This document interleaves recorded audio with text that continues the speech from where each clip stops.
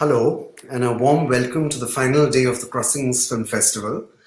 Crossings is an online documentary film series that is hosted by CMIS, the Center for Modern Indian Studies at the University of Göttingen, in partnership with Namaste Plus, and it has been supported by a generous grant from the DAAD, which is the German Academic Exchange Service. Now, over the past few months, we have had weekly screenings and discussions of contemporary Indian documentaries that we can say broadly represent the themes, issues, and filmmaking styles representative of the contemporary moment. We describe Crossings as an online film festival that showcases the state of the art of the Indian documentary film through a series of significant journeys made by filmmakers using diverse and innovative forms of communication. Now, in this opening panel on the last day of the festival series, we will ask, what is the state of the art of the Indian documentary? We take stock of some of the films, their themes and filmmaking styles, and we ask, where is the Indian documentary today in its formal development in terms of its rhetoric and reach? What are some of the political engagements of the contemporary Indian documentary? And what are the continuities and the departures from an earlier documentary film form? Finally, what are some of the crises facing the Indian documentary film and filmmaker today, whether it is constraints of funding, exhibition, or of distribution? We discuss the implications of a censorship regime where filmmakers might lose the right to appeal to a tribunal, and they may actually have censor certificates recalled. What are the implications of what might happen to the audiovisual memory of a nation, or questions about the preservation of an archive?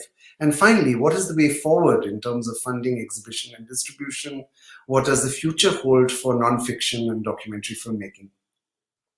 Now, I recognize that in this panel, what we are attempting to answer or questions we ask might be considered intangible, or certainly we pose questions that may not have definitive answers.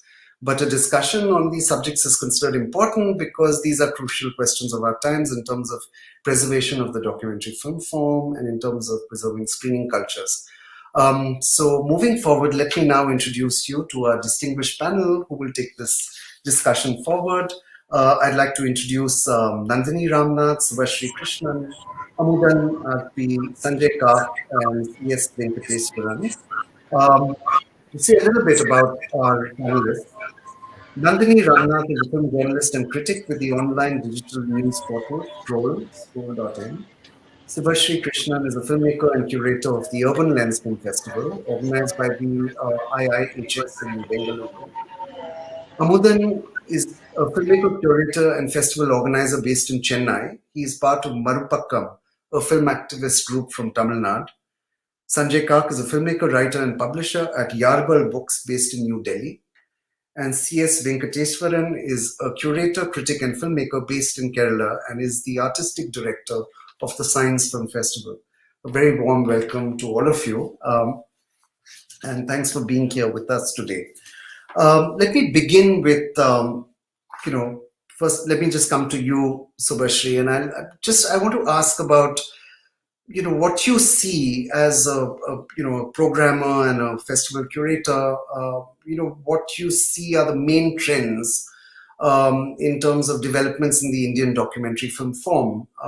What are some of the changes you may have seen in terms of film form, narrative choices, topics, of filmmaking that filmmakers are addressing? What are the major changes in, say, storytelling techniques that recent Indian documentaries have adopted? Hi, Lalit. Lovely to be here, part of this panel with you and everyone else. I can't answer that question just as a curator, but also as a filmmaker. I find it difficult to kind of separate the two. And it is a vast question. So I'll try and limit myself to a couple of things.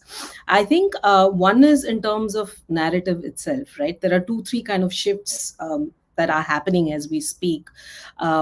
Which is seeing a change in form, right? One is a certain kind of institutional funding, I think, in the Indian context, that not that there was a lot, but that shrunk even more, and we know that today. There are hardly any, and by this I don't mean non-governmental organizations that commission you to make films, but genuinely independent bodies that actually support filmmakers, non-fiction filmmakers, to make films. There's even more of a shrinking of that. The ones that existed with all their problems don't seem to be there today. So that's one that is affecting who are the kinds of people who are making the films, what are the kind of films that can be made, and on what quote unquote themes. So that's one kind of thing. The second is, of course, we've seen over the past decade, which has some interesting shifts in that of the coming of platforms of international money and platforms, right? And of course, for a certain class of filmmakers, this has actually been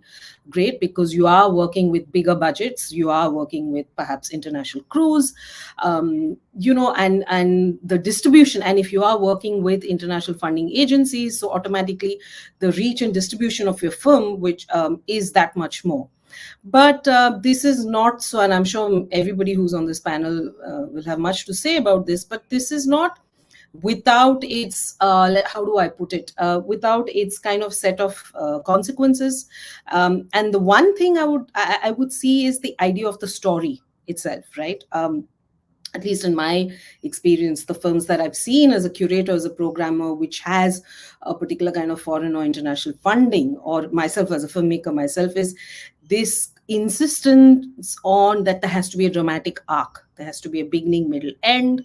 Where is your drama? Where are the moments? Which is great. I mean, that if you want to make that kind of film, it's a fantastic thing. But there is a world of image making, of sound making, of film making, which may not actually prescribe itself to it. Sometimes it's an idea. An idea is not necessarily a story. There are multiple ways in which you can represent that. So if you do not fall within that domain, as a filmmaker, then perhaps you're kind of left nowhere, because the international funding is pushing a certain kind of narrative, which demands that you oversimplify the story. So it's A plus B always has to be C.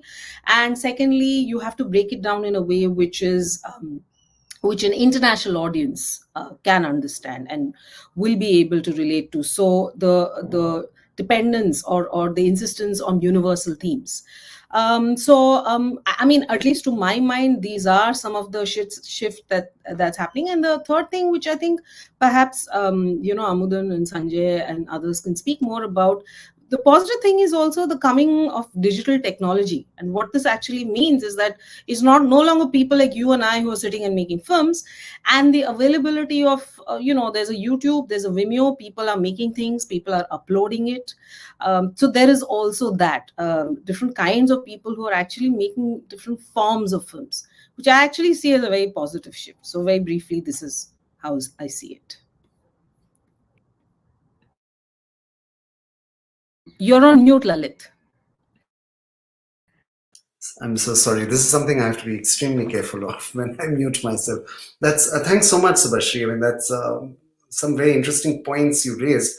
Maybe I could just come to Nandini here. Nandini, you are one person I think who would be seeing more films than certainly me, but than most of us, right? Because you're constantly I hope so. new, and and you're writing about these films, or you're interviewing filmmakers. I would actually like to ask you the same question. And over time, in your time with Scroll, what are some of these changes that you're seeing in terms of storytelling techniques, in terms of changes in film form, narrative choices, topics? I mean, are there do you see distinct changes in terms of filmmaking style over time? So, what are some of these changes? Firstly, thank you so much for having me on such a distinguished panel. I started covering this scene in 2004, really. So, and I caught up with a lot of the films that, say, filmmakers before Sanjay's generation and of Sanjay's generation had been making much later. A few of the things I did sort of notice, and this is just in terms of the types of documentaries that I've written about or watched even over the years, is more personal narratives, the personal documentary, personalized filmmaking in which the filmmakers appear to sort of foreground their involvement with the film, even though it was of an investigative quality. More the hybrid film form, which seems to be very en vogue at the minute, which is sort of borrowing from both fiction and non-fiction, and erasing the line between what is staged, what is created for the camera, and what is supposedly a genuine fly on the wall moment. We know that there are few such genuine fly on the wall moments, but a certain move away from this pure documentary, which to me is a slightly still, I'm still wrapping my head around it as a viewer because it puzzles me a lot. I've also seen films made for the art gallery space. So within the few years that I've been covering this scene, I've seen films jump from being shown at sort of conventional venues in Bombay, where I'm mainly based, and Delhi, which I have visited. You know, the typical festivals and the venues where you would expect these documentaries to be shown. They have gone on to the art gallery walls, and now they're coming on to digital, and now we have online festivals. So I speak purely as somebody who's watching the films to see what kind of a film it is. I have seen a huge sort of variety of themes, of subjects, where the very idea of what is a political film itself has been interrogated and dissected by the filmmakers. When we were in college, there was one type of political film. You know, there was the FD film, and then there was a film in opposition to it. And then over time, one realized that the very idea of a political documentary is hugely sort of, it's endless, it's limitless. And I've seen a lot of amazing work in that regard over the last many years. I've also seen of late, apart from the hybrid film, which is more and more frequent for me, that I'm seeing, a kind of incubated documentary, what Subhashri has spoken about, with multiple inputs from funders, film labs, an international crew. I call it a kind of incubated film. It's sort of put together by various people. That's also becoming quite, I think I'm seeing the more prominent films that one reads about in the media are those kinds of films, to the exclusion of a lot of other independent and more radical work that's taking place on the side. The one thing I've seen unchanged in all these years is censorship. It's unofficial, it's official, it's been there from the beginning. It's become worse, I think, arguably, as documentary gets more attention. And it's gone up and down, but censorship is the one thing that I feel has just not changed.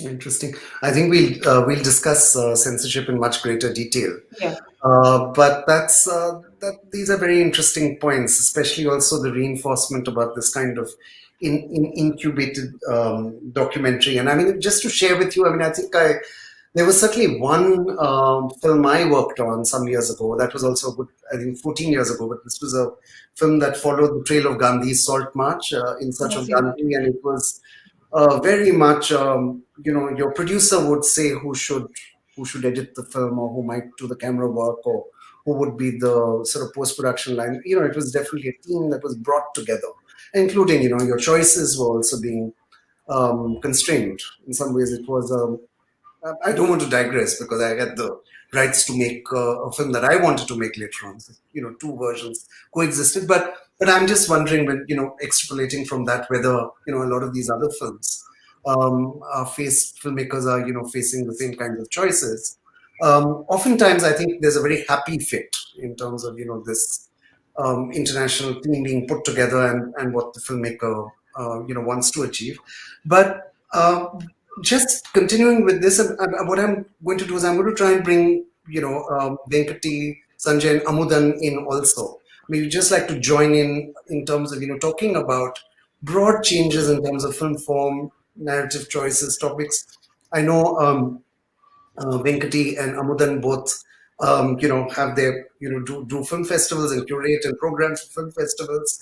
And Sanjay, I know you've long been involved or seen very carefully the cinema of resistance movement. So what are some of the changes you see in terms of the documentary from over the years? Again, in terms of reach, in terms of rhetoric, some of the changes. Yes, Sanjay? Actually, I wanted to respond to one thing, which is that when we describe the changes that Subhashri and Nandini are talking about as recent, I want to say that these are also not that recent. That even the matter of international funding, it's not just the last decade. It's much longer than that. So I can recall 20 years ago the same conversations. Perhaps they were not so many kind of pitching forums, and perhaps there was not, this, it was not as busy a sphere as it is now. But the same questions were being talked about even then. I remember at least, uh, you know, 15 years ago, writing up a proposal for a film that I was doing on Kashmir, and a filmmaker friend, said, "Give it to me to read, because I know you won't know how to write a proposal." And he read it and said, "But you have no characters there." So I said, "But my film doesn't have characters, And he said, "It doesn't matter. This is a proposal. This is not your film. So your proposal will have characters, and then you make the film that you want to do," and which is eventually what happened. But I'm just trying to point out that some of these tendencies, they might have been more gently pushed forward by sort of commissioning editors 20 years ago, and perhaps more kind of rudely pushed through now, because you have literally consortiums of funders that get involved in films. But I want to say that, the more things change, the more they remain the same. So I'll just leave it at that. Right. Nandini? Sanjay, actually, just going from this, just for my curiosity, uh, what were the sort of, you said nothing's, the more things change, the more stay the same. What were the kind of responses you were getting to a very sort of, if you wanted to stick to your vision of filmmaking, has that changed, say, 20 years ago till now, or even that's the same? See, it's essentially the same thing, that this is for a different audience. The commissioning editor was also not interested in protecting your authorial voice. The commissioning editor was also interested in reaching out to the broadest audience. So crudely put, if you had a commissioning editor from Britain, then they would say, "Darling, you have to reach out to the couch potato, who is our BBC audience." So there was a lot of, how should I say, condescension in the way in which commissioning editors for television looked at their own audiences. So I think the difference, if you were to ask me, the difference between what the independent documentary filmmaker was trying to do and what the television commissioning editors were trying to do, was that we thought that we were here on this earth to change people's opinions and change the way they looked at the world. Whereas they thought it was their job to sort of reconfirm people's expectations, but through nicely told stories which would grip them and have them stuck to their sofas for the entire duration of 1 hour or whatever it was going to be. So I think that was the difference that. If I may just add on to what Sanjay was saying very briefly, but since I brought up, and I'm in complete agreement, but I want to actually give you an example without mentioning some of the names of the people. I don't want to go there. But since I brought up In Search of Gandhi, when I was making this film, I was told very categorically by the commissioning editor, executive producer, and so on, that 2 points. One, we don't know anything about India. Two, we don't know anything about Gandhi. So you have to tell us about Gandhi and you have to tell us about India in the same film. And when you start going there, and I remember there was a scene where I talk about how Gandhi fights against untouchability, but how he doesn't critique the caste system. There was absolute disbelief. Gandhi could not be shown as being the upholder of the caste system, right? I mean, I'm just saying that, there's a particular way in which you look at how Gandhi has to be framed and, presented to a Western audience. This is a small example. I know Subhashri wants to say something here. Yes. No, not. I mean, I wasn't making films 25 years ago, so I can't say I have a memory of the time, or at least not a lived memory. But I think, Sanjay, I do agree with you that the more things change, and that's not just about filmmaking, even questions about censorship, right? 20, 25 years ago, even pre-2004 Vikalp, we're having the same discussion, but something has also changed. And that also to do with the digital medium, especially the coming of the OTT and the number of people making films today. So I do feel like essentially some things may remain the same, but there is also a shift that's definitely happened in the past 10, 15 years, especially in the past 6, 7 years, with the coming of OTT, with the kind of uh, people who make documentary films, right? I mean, in the 90s, I mean, perhaps you could count in your fingers, and correct me if I'm wrong, the number of people who were making films, because that's to do with, access to infrastructure and technology. But today there are many more people in different parts of the country making films. So there are different kinds of films being made, and there are different avenues to be able to screen those films, to pitch it, and to make it. So it is a different moment as well. That's all. I'm just saying, adding to it. Right, right. Um, Amudan, Venkat, do you just want to join in terms of just saying something on this issue, or we can just proceed? Yes. Yeah. Um, Hello, hi everybody. Thanks for inviting me.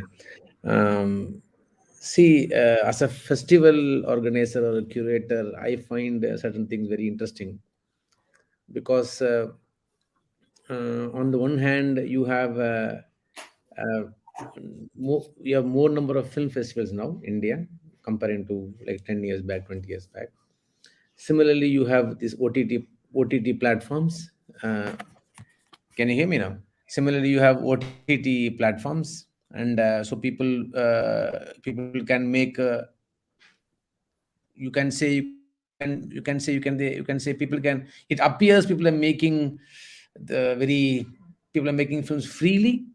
It appears because you can say that there are many platforms available, but actually, if you look into the kind of films that are being shown, you see a pattern. You see certain types of films are being shown, and festivals, comparing to the past 7-8 years after the coming of this new government, Modi government, suddenly the festivals have become very careful. Festivals have really become very cautious, and reason could not be shown in India. Anand's film and many films could not be shown in India. Deepa's film could not be shown in Tamil Nadu at all. The film about Rohit, very few, very few screenings we could manage in Tamil Nadu. Suddenly, as film screening has become very problematic and dangerous also, dangerous and difficult. That is also affecting filmmaking. It is not just artistic aspirations alone. It is also the kind of avenues available now, where you want to elude, you don't want to directly address anything. You just go around and make films, and so you don't take a stand, and you appear to be firm on your argument, and you have this, you have that argument, 3 4 arguments put together, and try to pretend that you're making artistic film, but also it is also becoming dangerous to make and show films. The past 7 8 years, this is a new thing happening.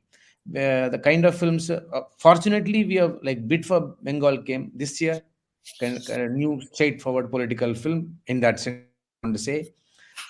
So very few films are being made like that, and suddenly so it is also the political situation that dictates filmmaking, apart from the funders. And as a filmmaker, I have two experiences. One, I've always made films with people's funding. I mean, I do not want to sound anything big or something, please do not mistake me. I will always made films with people's friends. Let me not use the word people's friends contributions.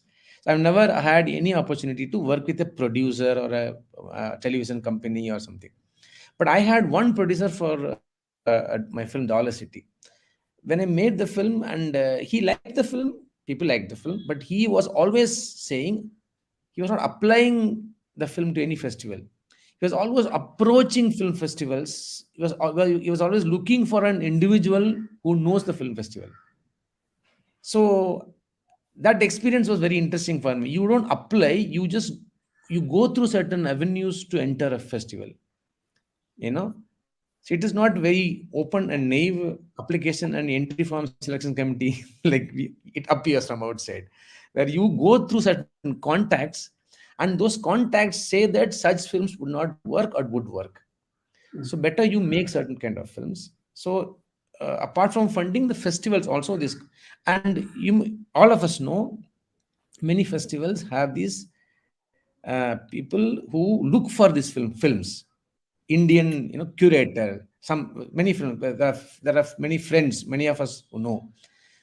Some festivals appoint them as kind of a finders.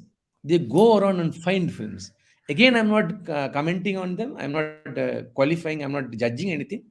But many filmmakers are not told that that's how things work. It's like in the school you teach, you don't lie, you don't you follow the queue, you follow certain ethics, but you come to the real world, you follow certain things else, something else. Similarly, in a festival we say something and something else is happening. Right. But It's you very bring up strange.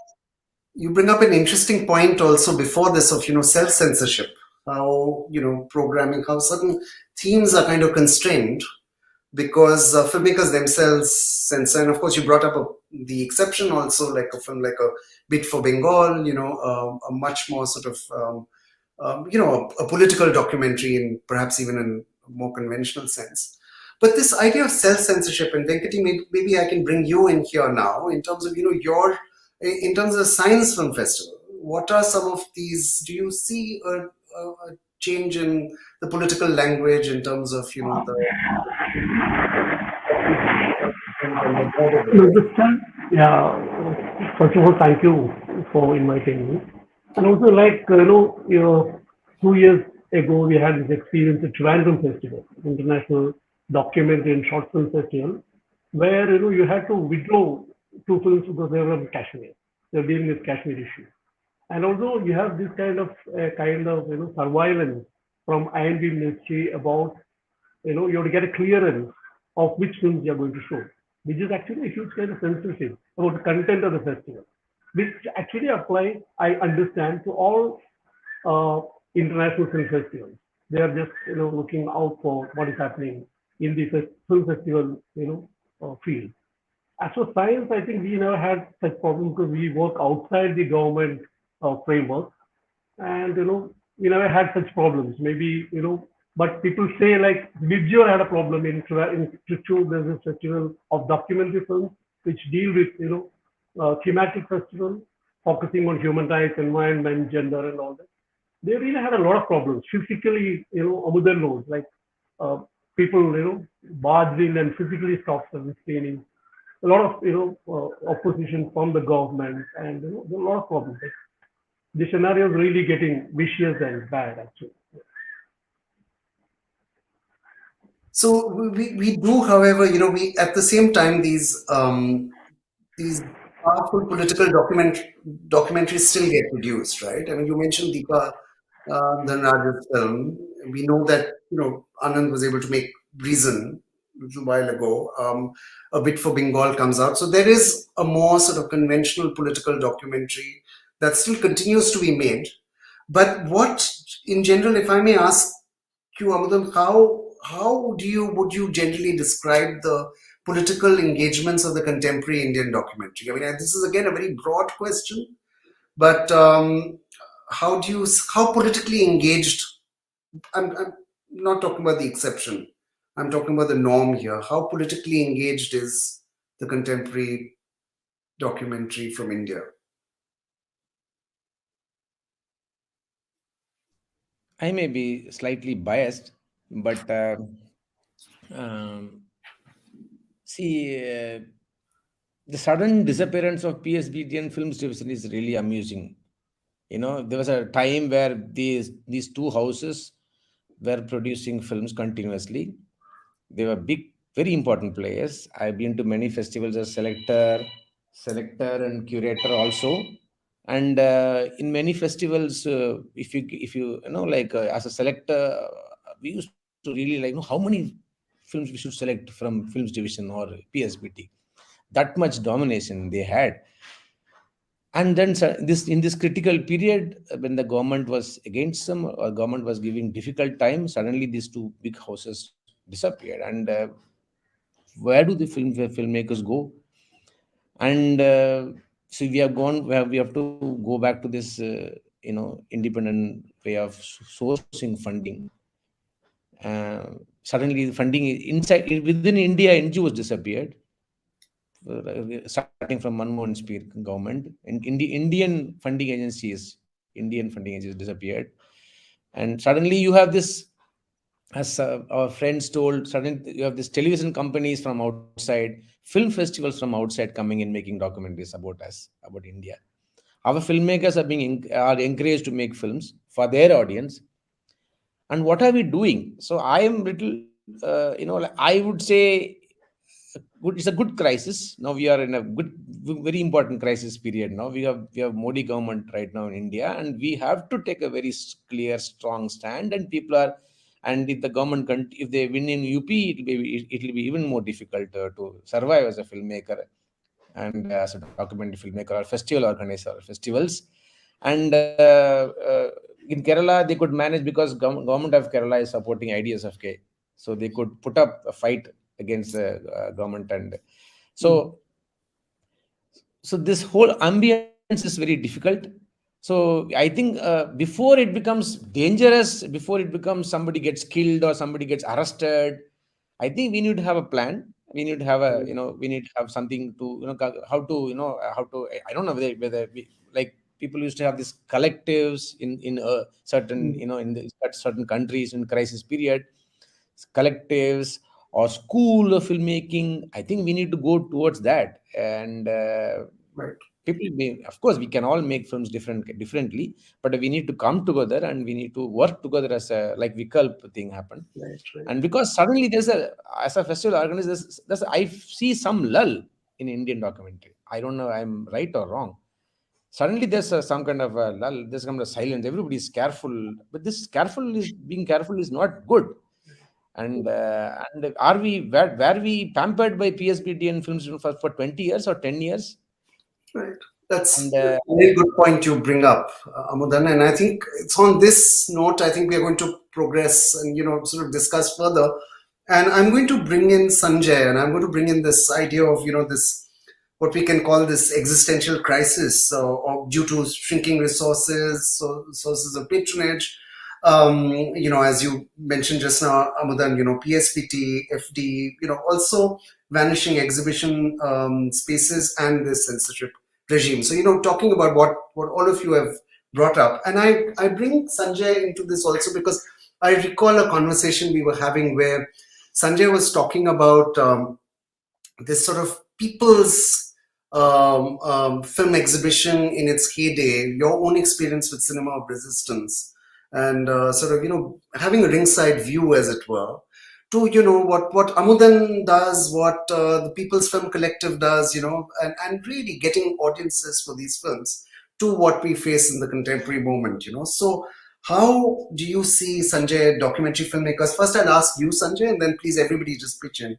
How should documentary filmmakers grapple with this situation? What are the futures of Indian documentary as you see it, or the kinds of spaces and circuits that we need to find to continue sort of expanding and exhibiting our work? So I have maintained for a pretty long time that one of the reasons why the Indian documentary has the kind of range that it has is that because we have not had a dominating funding resource. Indian television has always been disinterested in the documentary. We have not had the equivalent of a Film Finance Corporation or an NFDC to support documentary. And with the exception of, say, PSBT and briefly FD, and I won't go into that, but I don't see those as having a major impact on the direction of the Indian documentary. It might have given a living or the possibility of making a few films, but I don't see it as having altered the landscape of Indian documentary. So I believe that the vitality of the Indian documentary, and I'm not making a case, I'm not saying that we make the best documentaries in the world, but I certainly believe that the absence of a dominating or a dominant funding resource meant that people were free to find the language most appropriate for them. And I think that the kinds of possibilities that Nandini referred to, the rereading of what is the political, could only happen in a space where funding was diverse. It could be a feminist NGO in one case, it could be an international body working on, let's say, sexuality, or it could be whatever, any number of cases. So I used to often say to friends that when I watch the films of my peers, I'm always waiting at the end to see how the hell did they fund this? And the answer always was different. That always there was a different set of credits at the end, and you said, oh, X paid for it or Y contributed to it. So I think that was very important, that the fact that there was not. So I would say that, say, over 10 years and maybe 500 films, the danger of the sameness that became the kind of the hallmark of the PSBT film comes from the reverse of that, which is when you have one kind of source of funding. It kind of becomes like a cookie cutter, and then everybody tries to shape themselves to fit into the shape of the cookie cutter. So I think on the funding issue, I think that if, as Amudan is pointing it out, we were back at square one, I'm okay with that. But the shift is that the larger environment in which filmmakers are working has also drastically changed. So all of us love to hate NGO funding, but it's also true that inadvertently NGO funding did manage on occasion to support films which broke some barriers. And I think the fact that the backbone of NGOs has also been broken, the backbone of international funding for anything is under attack, also means that is also close to us. But if we are looking at threats, then I think for me the biggest loss is of the screening spaces. It's not a coincidence that when you talk about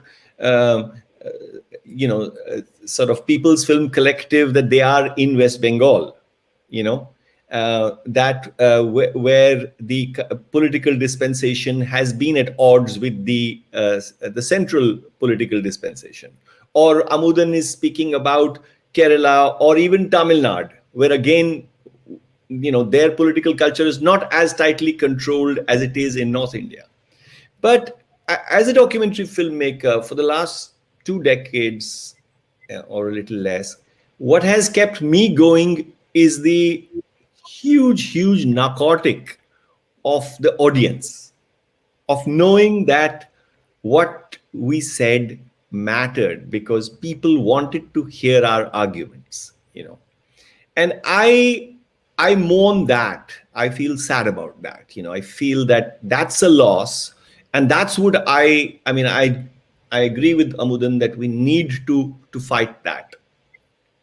A few years ago, when Delhi was being ravaged, like seasonally ravaged, with attacks on the universities at JNU and Jamia, and then what are being called the Delhi riots were a Delhi pogrom. In the midst of all that depression, online I would watch these little videos, 4-minute long, 5-minute long videos of a certain event, and for a moment I thought to myself, I said, so is this the future of what we were doing? Because damn, this 5-minute video tells the story, so why do we need to make films?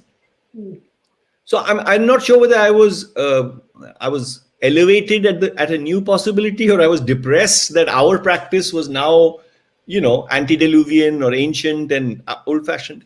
But I have to say, a few years down the line, I'm convinced that there is a place for the documentary. And I think I think that I see our practice almost like, and I'm saying a crazy thing, like a folk practice. When the circumstances are bad, we need to learn how to duck. Yeah. There is no immediate glory in going to jail for 3 years. But we need to prepare and to use our intelligence and make it past those barriers and then produce the work when the time is right, which is what folk art does. You don't go in front of the palace gate and wave your flag, but you wait for the right opportunity. So I would say that I think that the last thing I want to say here is that, about this, the attraction of the online. I mean, I still think that one of the biggest attractions for me of the screening culture, which was the best thing about Indian documentary practice, was the space that was created by the documentary. I can guarantee you, Lalit, that the kind of event that you're having, if it was a live event, and yourself that experience, that it would have a completely different political outcome. When people sit together, it doesn't have to be 150 people, it can be 40 people, it can be 20 people. When people sit together and watch a political film, however you define political, the outcome is automatically very, very different.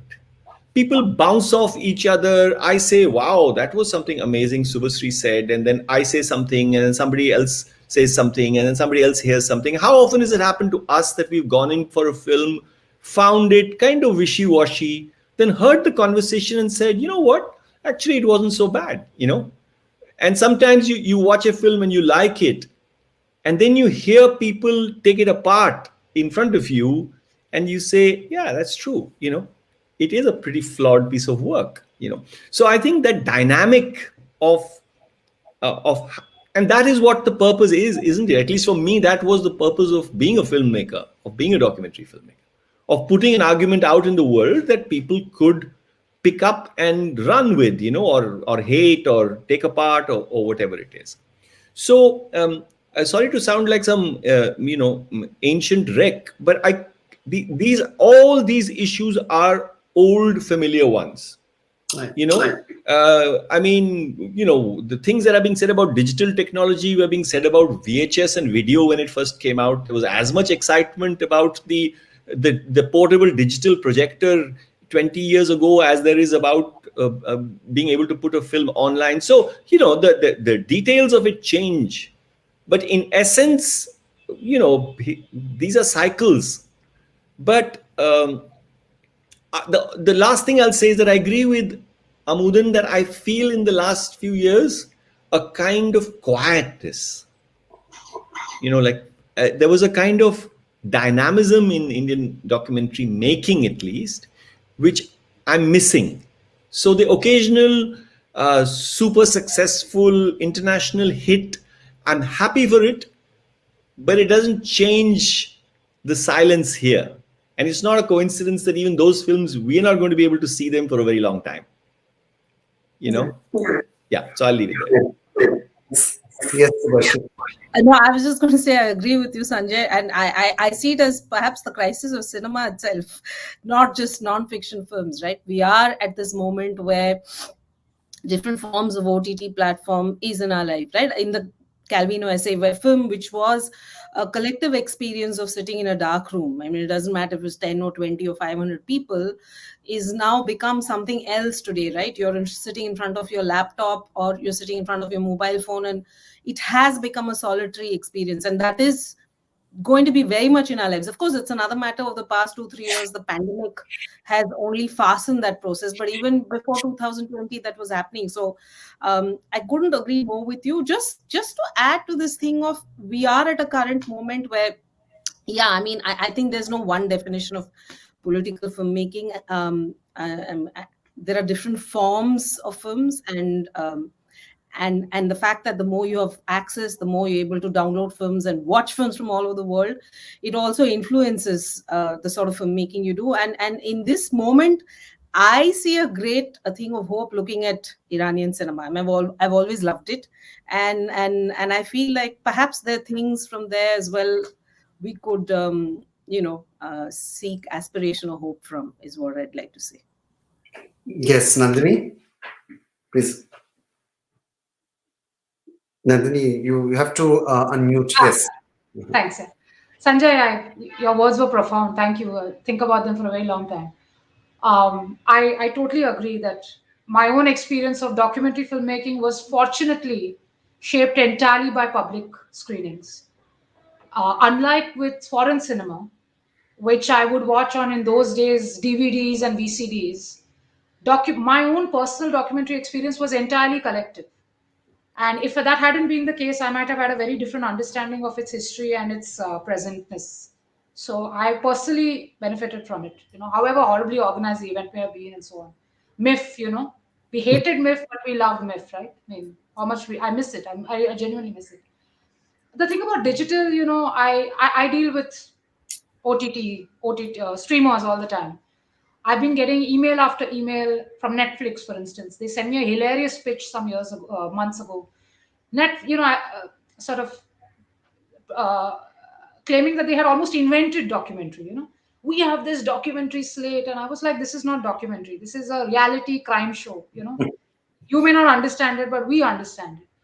But the fact that they had this little grab bag in which they put everything from some show following some crime writer, true crime thing, to some highly exploitative whatever else, to some feel good thing with some thematic love or whatever.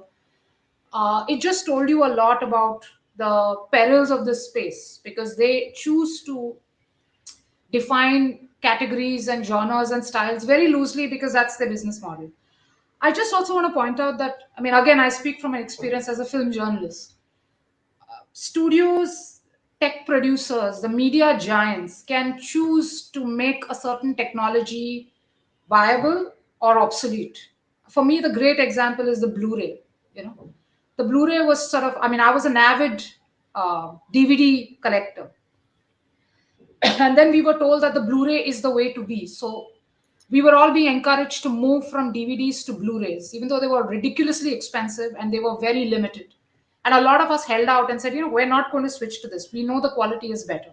Sure enough, Blu-ray died out. The same studios that were pushing Blu-ray down your throats then decided it was an obsolete thing. So now it's some highly rarefied thing.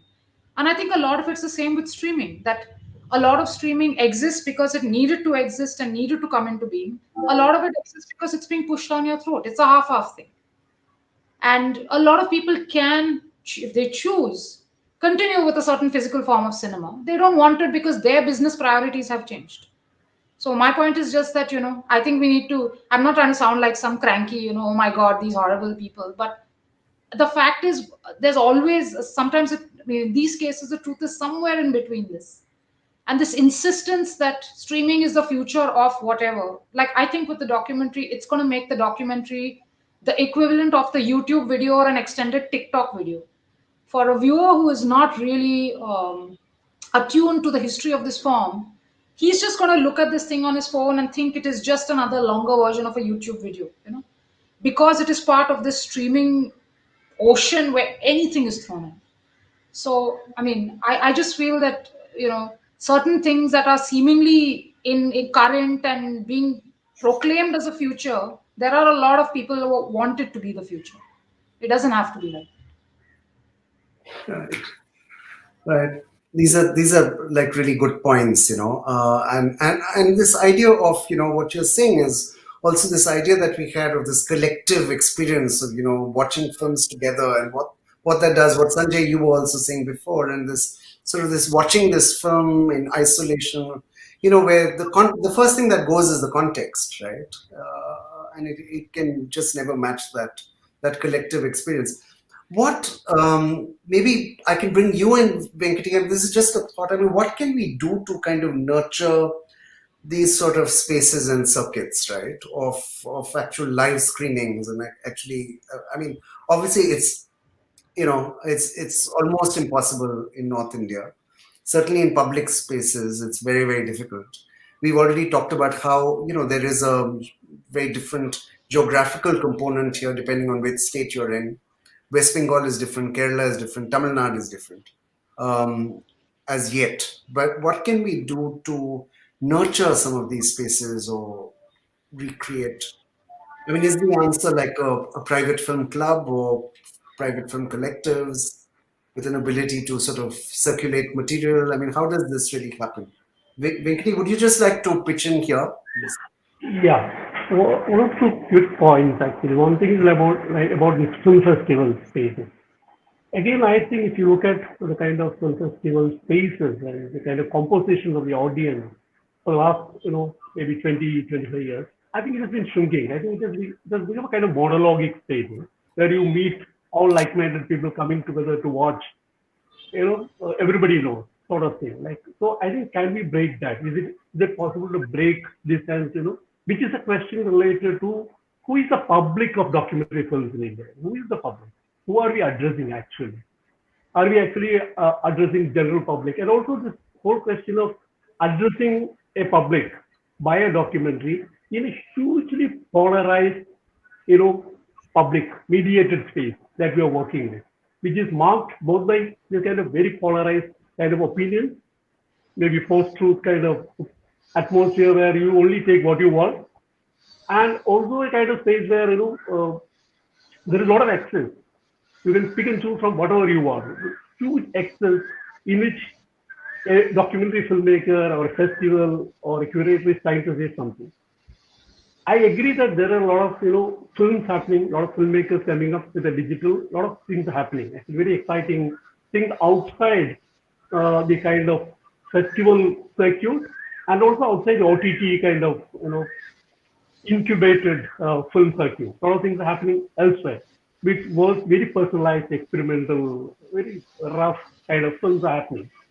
So one thing is like, can we create spaces where maybe physical spaces are still not possible, but maybe even online spaces where you can contextualize these, bring them together to make a point, contextualize these productions.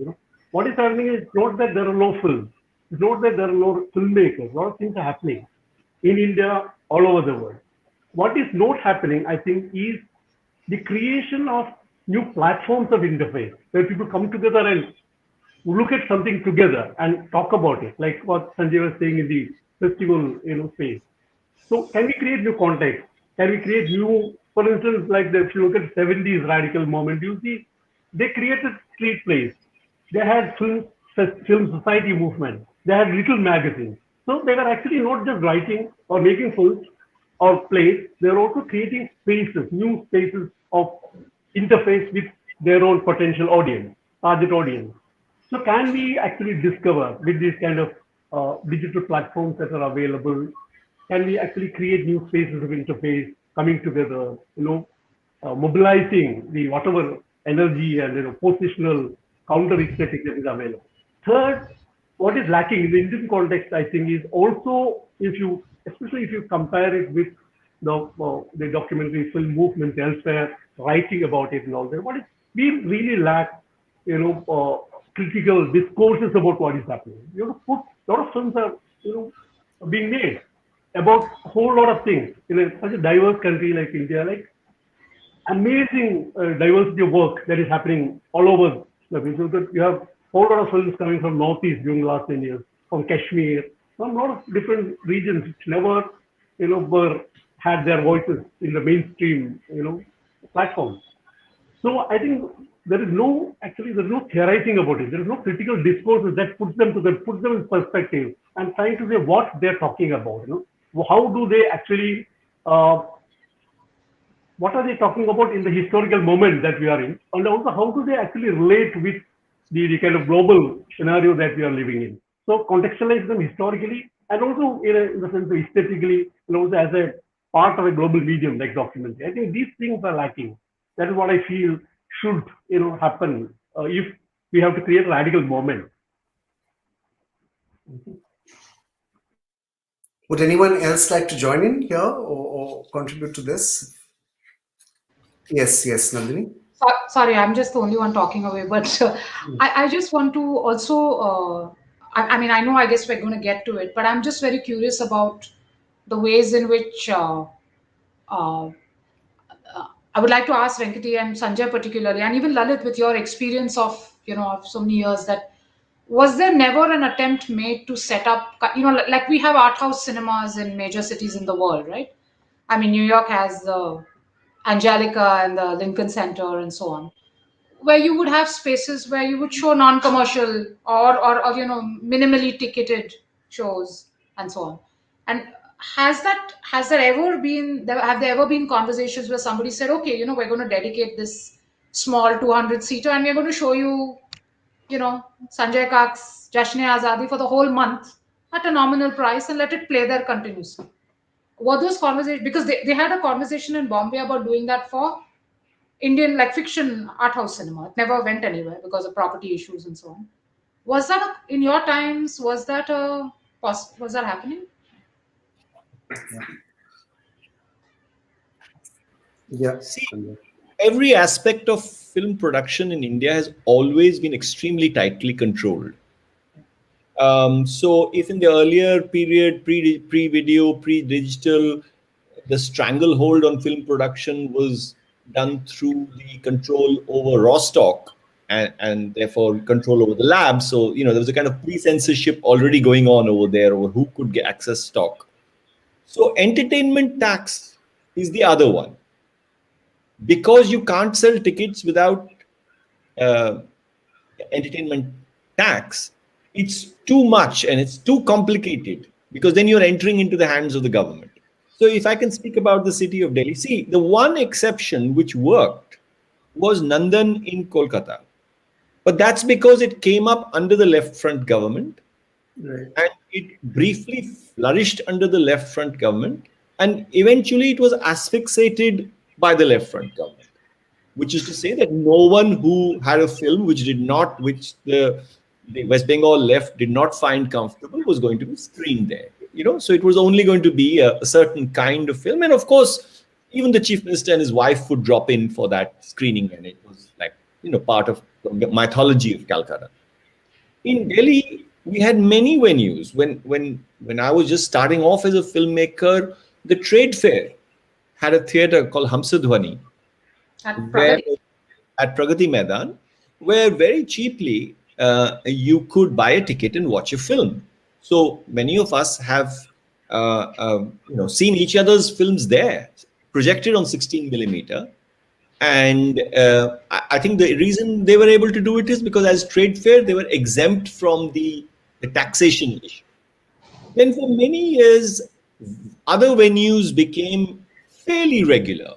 So, otherwise boring venues like the India International Center or the Habitat Center or, the Max Muller Bhavan would regularly screen films. So actually, if you were a young person interested in documentary in Delhi, there was quite a lively circuit of screening spaces available to you. You didn't buy tickets, but they were quite courageous. They showed the films and there was not really a problem. And of course, then there were the universities, I mean, JNU was always available for a late night screening for a film, no matter how difficult it was. And in some senses, Delhi University was available during the day, Jamia was available during the day. So actually, it was possible that if there was a visiting filmmaker with an interesting film, it was possible to do a reasonable set of films and reach quite a diverse audience in a very short order. But slowly, all of it was taken apart in a very, very systematic way. So first, the screenings in the colleges in Delhi University, then slowly in Jamia, then in JNU, you needed permissions, and then you had to submit a synopsis in advance. So that was closed. Then slowly, the other spaces that I'm talking about, the public spaces, the Indian International Center, they started, they saying that, we need to put up the synopsis to our board. And so slowly there's a bureaucratization of it. So the fact is that, and theatre suffers from very similar limitations, as you know, particularly in Maharashtra, So I think that it's not only the current dispensation which has a kind of mortal fear of this kind of public art, whether it's cinema or it's theater. This is an old problem. It dates back to colonial times, but somewhere it's very deeply ingested within the system, the body of the state. So they are not going to make it easy for anybody. I mean, otherwise, it would be possible in a metropolis to find a private benefactor who said, I've got a basement and I can put in 40 seats and I'll turn it into a theater. But they're not going to allow that. So I'm just saying that the controls are invisible, but the controls exist. So the fact that it's not happening is because of that. Yeah. I mean, I think a great, Sanjay, you bring up many great points here. I mean, in fact, I couldn't agree more, but just picking up on what Sanjay is also saying, I remember with a certain amount of nostalgia in the mid 90s, 94 or so. I mean, The Boy in the Branch, I remember did not, I didn't go for the censor certificate because they wanted too many cuts. And of course, there were the usual screening spaces that Sanjay you referred to, Max Miller Bhavan, the India International Center. You could screen your film there. But the ITPO Film Festival at this Pragati Maidan organized a film festival, and my film slipped through the cracks and was screened not once, but was screened twice, and they didn't ask for a censor certificate. Now, can you imagine something like that happening today with a government body? It's impossible, right? And as you point out, I mean, all these other screening spaces just being removed, no possibility there. Till a few years ago, and in fact, you all would have more details about this, but I recall that a lot of the theaters were showing documentaries for about a week. It wasn't prime time, and the filmmaker would sort of run and sort of organize the audience there. I know that Madhushree Datta's film was screened like this. I think Jai Bhim Comrade had screening time like this as well, and so did Nishtha Jain's film, because I remember she'd written to me at that period of time, but it was few and far between, and then after a week it was gone. I'm not even sure those screening venues would be available today, right? Because I think the film exhibitors would self-censor. They'd be too frightened to show these documentaries with political import. Yes, Nandini? Yes. I remember what happened with Madhushree's film. It was 7 Islands and a Metro. Right. There was a private screening where I was there. And Sham Shroff, who is with his brother Balkrishna Shroff, the founders of Shringar Films, they were the ones who distributed Hyderabad Blues, So they were sort of very much people who were part of the Bombay film industry, but also mavericks in their own way. Sham Shroff just got up and said, "Wow, bravo, I'm going to distribute this film," and walked out. He just said it, and we all said our. He actually followed up on his word. So it just took an individual to make that call. I don't think Shamji ever sort of did it again, or he may have done it once or twice, but the fact is he took a punt on that film. And I think, like Sanjay is saying, perhaps this has been the experience of other people. There are these flashes, sort of within this storm that you see that, okay, one guy puts his money or somebody says, but it's not consistent. My own experience has been that spaces come up and they die. Then a new space comes up and it dies. And I think the greatest challenge for everybody is to sustain and to endure. And how many such, even like Alliance in Bombay was sort of generally dying out even before COVID, They had reduced their number of screenings. It had nothing to do with censorship. It was just, their staff crunch, all of these other problems. Similarly with the Max Miller Bhavan in Bombay.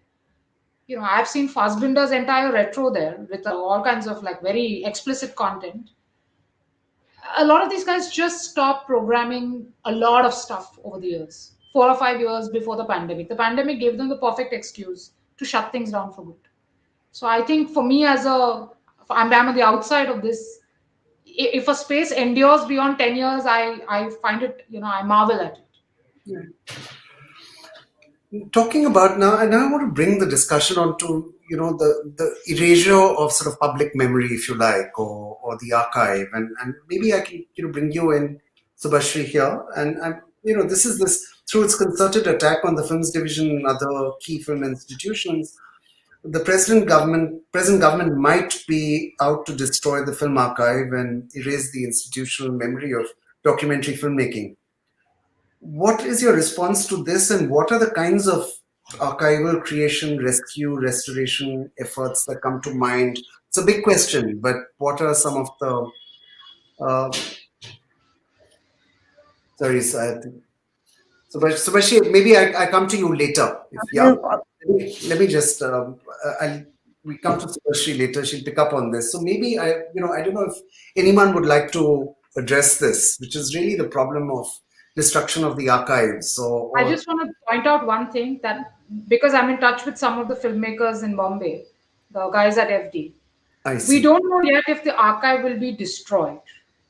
Meaning the archive may be made inaccessible to scholars and journalists the way it was earlier, but we don't think they're going to physically sit and like No, burn the thing down. I just want to clarify that. no, In but our likelihood, it's going to be locked up. Like for instance, Prasar Bharati and FD, which run YouTube channels, are putting up a lot of videos from the time of Nehruvian Nehruvian era documentaries praising the state and so on and so forth. So a lot of those films exist on YouTube already. A lot of their classic works. So I've been downloading everything, putting it on my own thing just for the record. But we don't know if they're going to destroy it. They are going to definitely destroy FD's role. But the archive itself, I think we have to be a little cautious about. We don't know what they're planning with it. you're right, right. No, I think that's a very good point. Um, I I tend to react though from the point of view in terms of the rewriting of historiography, in terms of the way Nehruvian India and markers of Nehruvian India are being marginalized, being put aside. I wonder when, what is going to happen to the FT archive where, these images of Nehruvian India, what's going to, and I think one very plausible explanation is that this stuff is going to be there, but it's not really going to be made public, or you're not going to have access to it, which is a form of erasure, of course, and it's just something I think we have to watch out for and kind of keep fingers crossed on this front. So, Vashi, any thoughts here? Sorry, I'm sorry, I had a coughing fit. So I missed part of your question and question. So your question was that what happens to the archive, and Nandini would And say, Nandini was quick to point out that it's not clear that it's going to be destroyed, the Films Division archive, but what is going to happen to it is quite unclear at the present point. But there's certainly a fear of erasure. yeah, about the FT archive, I cannot comment, but I mean, I don't know, even outside the FD archive, in India itself, we have a great culture of archiving or maintaining, I mean, that's institutional archiving I'm talking about when it comes to films. I do feel that a lot of FD stuff, uh, thanks to people who've had them on DVDs, many of the things are available actually on YouTube if you were to see. And for me, I see YouTube actually becoming a kind of archive which hopefully people will download and keep. But I don't have an answer to the FD archive. But a lot of it again goes into the hands of people who are not part of institutions in the state. But for example, Padma, this collective that's there, they've been actually doing um, fantastic work over the years, making filmmakers the films and footage for those who choose to share, keeping it available for whoever wants to see it and use it. So I'm not sure what the future is, but there is stuff available to some extent. Yeah, very good point. Yeah. Sanjay, yes? Okay. Sorry, I thought Venkat wanted to say something. Yeah. Venkat, come in and then Sanjay, yes. Yeah. Wanted to like the way in which this, committee, this high power committee, Vimal Julka, the kind of language they have used in their report about the creation of four verticals, merger, bringing it under one umbrella body. All these actually smack of, what has happened to all the public sector undertakings in India. We know the history and how it has rolled out, whether it be in the manufacturing sector or in the service sector, insurance, telecommunications. We know the kind of scenario that it is going to take on. And then, despite the kind of protests that we had, like A lot of people wrote, a lot of people protested against it. Nothing has happened actually. But the report is out. But still, I think there is no real kind of rationale for this merger. Because all these institutions, whether the NFDC or FD or archives or Children's Film Society, all these are actually have different mandates. They actually have, different kinds of institutional rationale and their operational mode, their objectives, everything is different. The kind of skill set that you want to run an archive is radically different from what you want for run a DFF, Directorate Film Festival. So it is radically different kind of, institutions which have different kinds of history. And why merge them? This kind of centralization is actually not, for a country like India. We need more decentralization. Actually, we need more autonomy, more archives in more languages, and fund them. And instead of that, what we are doing is centralization. Second thing that could, that is actually, that we can see in the near future is privatization. They are also talking about monetizing these institutions, which means actually two things. One is like putting all these archives under lock and key, and who will be the custodian of all these huge visual archival history of India, from Film Division and also National Film Archive. And if it is going to be monetized, what is going to happen is, one, loss of public access. Second, actually it will end up as a kind of creation of some kind of memorabilia which can be sold. And this is going to be actually making a mockery of the whole idea of archive. And the idea of the ownership, public ownership over culture and heritage is under question. I think we should oppose it by all means. Yeah. Right. Yes, Sanjay.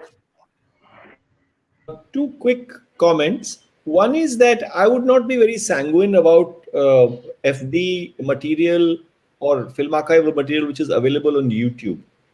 YouTube is a commercial entity. Tomorrow, when they are told to boot it off, they will boot it off overnight. And in Kashmir, we have the instance where newspapers, their archives are being slowly sanitized. So if there is a newspaper which had done a series of excellent reports on a certain incident, if you go back now, you will not find those links there. So when you decide to erase, then the existence on the internet, as we now know, is not a guarantee of survival, and all of us can't have our own archives. But I think, Lalit, to add to what Venkateshwaran has said, I think this fundamental problem is that all political dispensations have had a problem with the idea of the public. I remember many years ago when a bunch of us unemployed documentary filmmakers wrote this document called Vision for Television. The first few pages were all about this, which was that the real problem is that between the state and private, there is the notion of the public, which is a thoroughly underdeveloped idea in this country.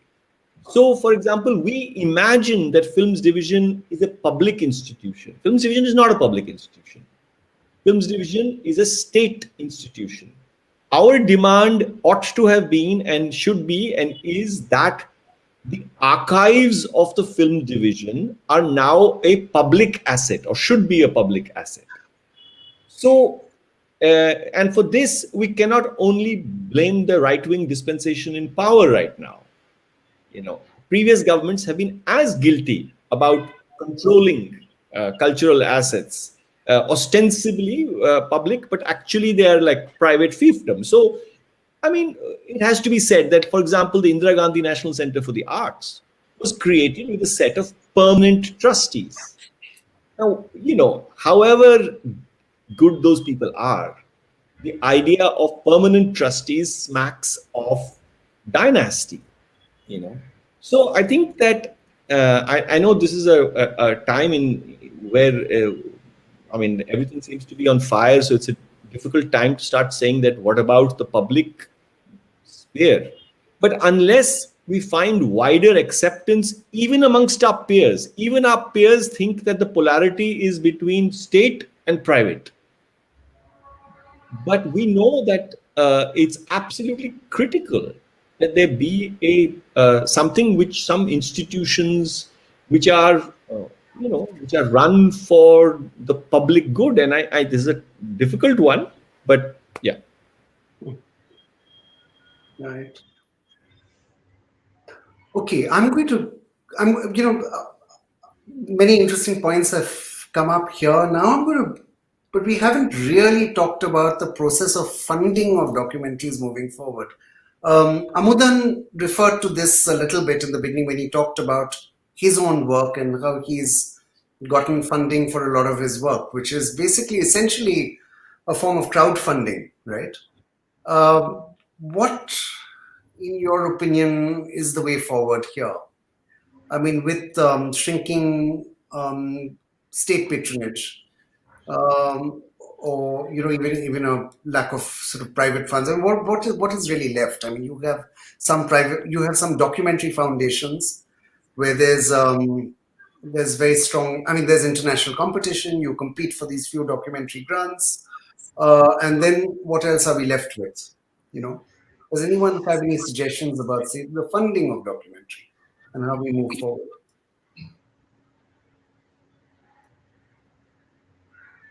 Look for the philanthropist. Right. Philanthrocapital is a new word I learned. Yeah. Some rich Jeff Bezos type who has lots of money is going to give it to you without questions asked, if such a figure exists. Yeah. Or as apparently Fred Boyce said, marry a rich person. Yeah, or just hope Mackenzie Scott's your friend and she gives you money.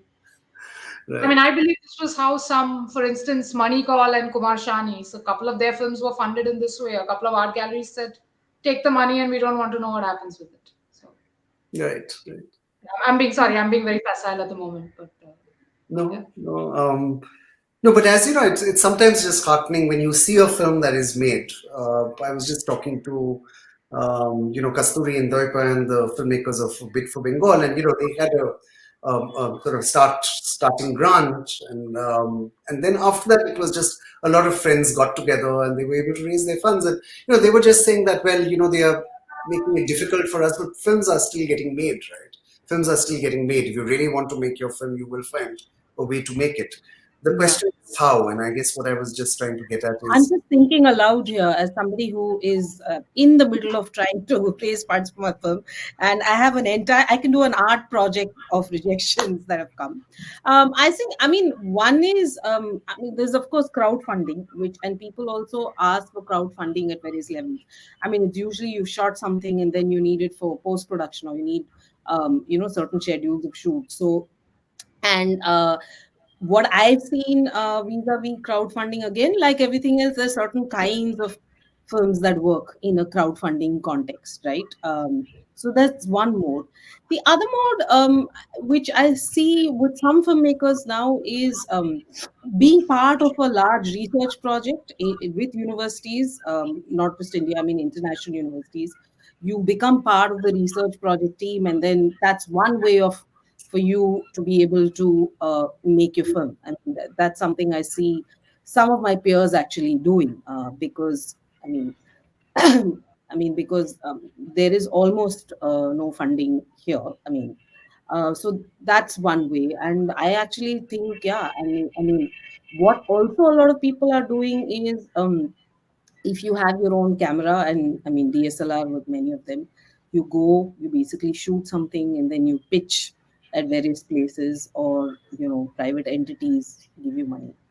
But if your question is in an institutional context, within the country, if there's money, I actually don't see any. And I would also like to say here that, while the PSBT is something that had its problems, and I do know there's a critique not just of how it ran institutionally, but in terms of the contract that was there for the filmmakers. And as somebody who's actually made films for PSBT, I know this very well. The contract is not in favor of the filmmaker. But I would still say that 5 lakhs or 6 lakh or 7 lakh, whatever it was, you could use it as, and some people have done it, right? Use it as seed money to at least go and start your work. And even that actually has dried up. And for a time, a films division was also doing it. So So I'm not sure if I've answered your question and I know what the way forward is, but the one thing I actually do want to add here, just going to a conversation that was earlier when we were talking about film form, which is not, I don't see so much of it happening in India, but for instance, iDocs, interactive documentaries. I think Venkateshan was speaking about thinking of different documentary forms, not just how we knew it. I think that is something that many people are also thinking about and doing the interactive docs, because it actually formally actually changes how you look at the documentary film itself and how do you kind of engage with it. And most of them are actually web based. So that in terms of a formal movement in the field of documentary itself, I do see some people actually going that way. Um, yeah, so I don't know. I mean, this was just something related to presentation was saying. You see it in academic context happening quite a bit, but I do think perhaps in the future it may be more prevalent. I'm not sure I know what you mean, and maybe Venkateshwaran, you can also come in here. When you talk about iDocs, are you talking about sort of an interactive web-based documentary form where Yes, it's a documentary embedded in sort of some yeah, and also the idea of the documentary itself, right? I mean, so for instance, I mean, one person's work who I really love and I keep talking about is Alisa Libo, a filmmaker and film academic whose work on the Arab Spring Revolution. It's called Filming Revolution. It's right, available right, online. yes, Because this idea of there are many different versions of what we think the truth is. I'm just talking about the documentary form. It's not related to the question of funding, but in some tangential way it is, because the question of how do you get money, how do you put something online, how do you distribute, um, some of the so filmmakers are trying this as well now. Yeah, I think actually, any conversation about political film is about capital. How do you actually create money? How the confrontation between art and capital is the fundamental kind of issue. But I think with the coming of the digital and the kind of new kind of films that are being made, maybe one could think of, ways in which we can make, shoestring budget films. For instance, take for instance a film like Apsa by Pavan Kumar.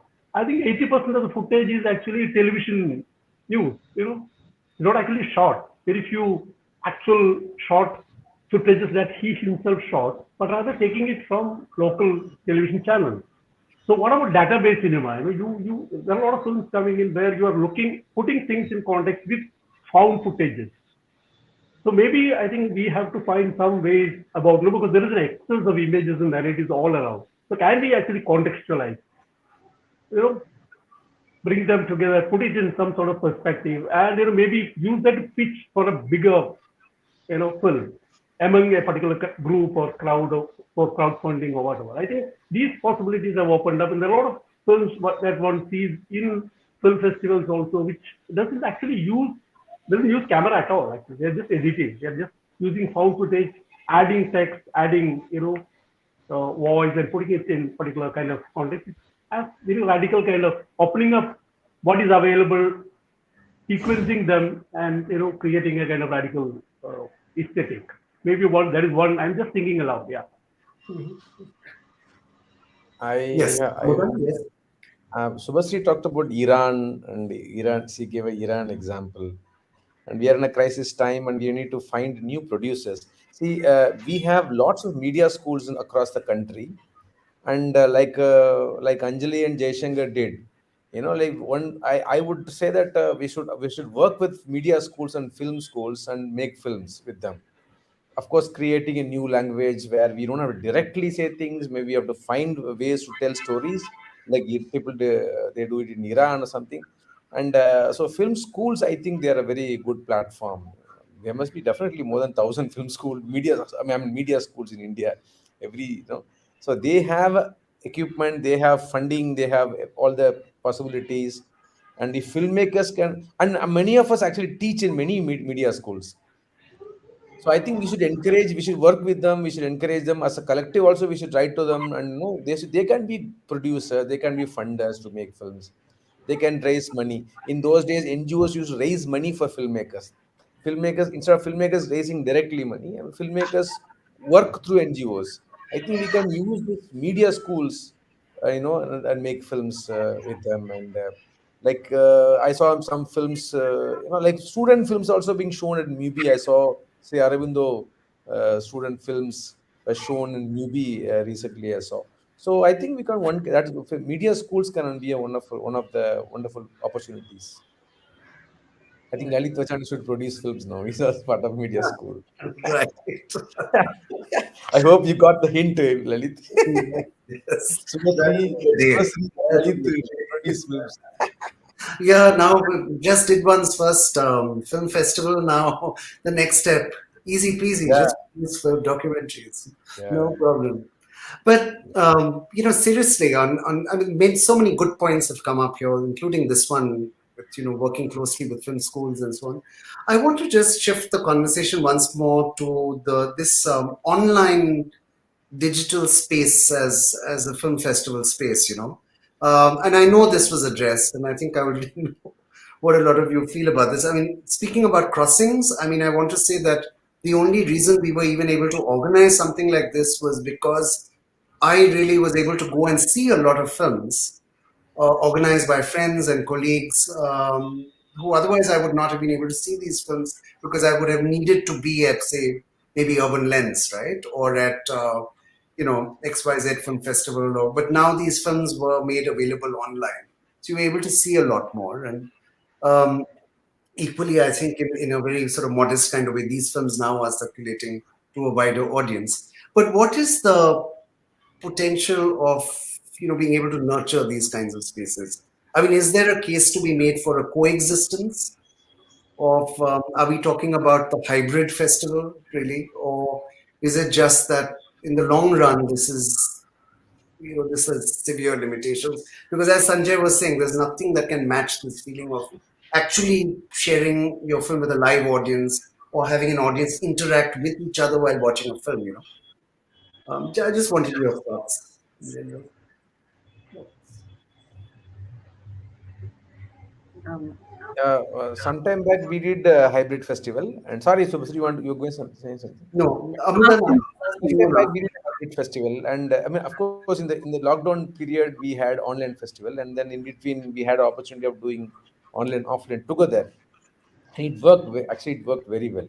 I think we should not give up if things become quote unquote normal. I think we should not give up this online opportunity also, because we are for many reasons. One of them, see, you could get filmmakers from, of course, in earlier days we had online interaction with the filmmakers, but it was not a normal thing. It was exceptional, and now it has become normal. Having a filmmaker or somebody giving a lecture over through online has become a normal. Now people are also become used to it. Now audience are also used to it.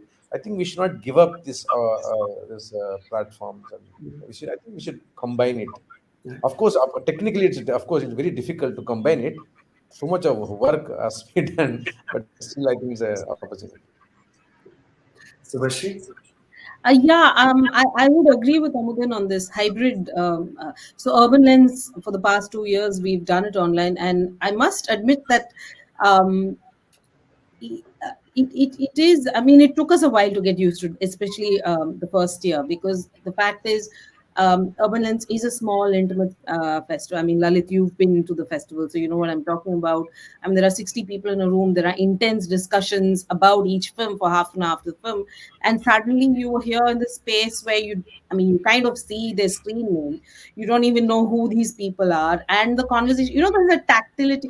People are typing the questions because we run the thing on a webinar mode. So it was actually very disconcerting. And personally speaking, I cannot wait for us to go back to the physical mode of the festival, because I do think, especially for non-fiction filmmakers, the independent filmmaker, the person who's made the film on a really tiny budget. I mean, the thing that you have is to be able to screen your film and have a conversation. And in an online mode, it's just, I mean, because it just doesn't exist in the same way. So we are hoping at Urban Lens that we can go back to a physical mode. But I also take what Amudan's saying. So we are going to try out a hybrid model. The fact is that we do the festival in Bangalore and in Delhi, so which means there are 100 or 200 people who watch these films. In an online mode, you have many more different kinds of people, because it's also to some extent, I mean, for instance, I can speak about urban lens. In Delhi, it happens in the IHS campus in a place called Sadashiv Nagar. It's an upper middle class area. In Delhi, again, it happens at the Goethe Institute, Max Muller Bhavan. So in terms of anybody could walk in because it was free, but really it was only a certain kind of person walking into the room at Max Miller Bhavan or at IIHS. I've seen this, and in an online thing, I do feel it opens it out in a certain way, and which is why I would agree with Amudan. I think a hybrid model, perhaps. Great, thanks. Yes, Sanjay. And then we'll open it out to some audience responses and questions. Sanjay, please. So, brief comment about this online offline thing. Um, I think that I agree. I have attended screenings of my own film, which have been incredibly intense. Like to have in a room, there are a bunch of people sitting on the ground. There's a laptop, and the person asking the question comes up to the laptop and speaks to you. And if there's decent sound, it it's very very it really, I would say, I'm not talking about matching the experience of a live auditorium, but it has an intensity which I found quite dazzling. Having said that, it's because it's done thoughtfully. So in just the same way that you can have a live event and you can organize it badly and have a very poor discussion. So I think it's really, I just want to put on the table that the screening of films is also a performative act, to draw the most from a film. It's a performance which needs to be thought about and planned, and so I feel that if you do that. So for example, this conversation, I'm not sure that too much. Firstly, this would have been impossible for us to do in person, because how would we all get to go to it, right? Sure.